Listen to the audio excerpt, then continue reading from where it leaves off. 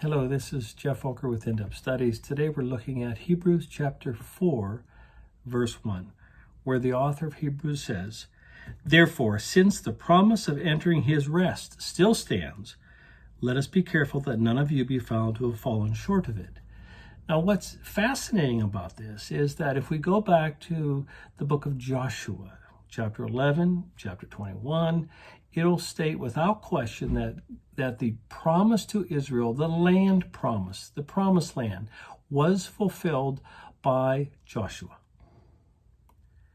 But when we get to Hebrews chapter 4, it says, "Therefore, since the promise of entering his rest still stands," meaning that Israel entering into the physical promised land wasn't what the promise was really all about. The literal promised land, the land of Canaan, was a temporary picture of a land that would never end, which is heaven, then the new heavens and new earth.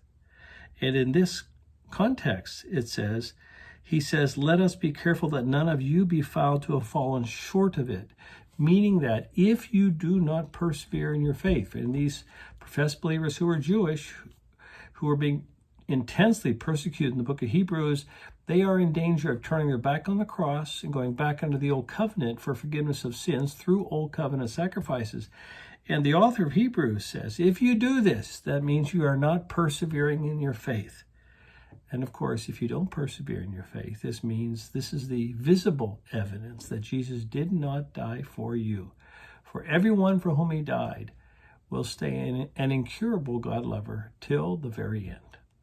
So if you like to see more of Geoff's comments, you can go to youtube.com and there you can subscribe to them. Thanks so much. Bye-bye.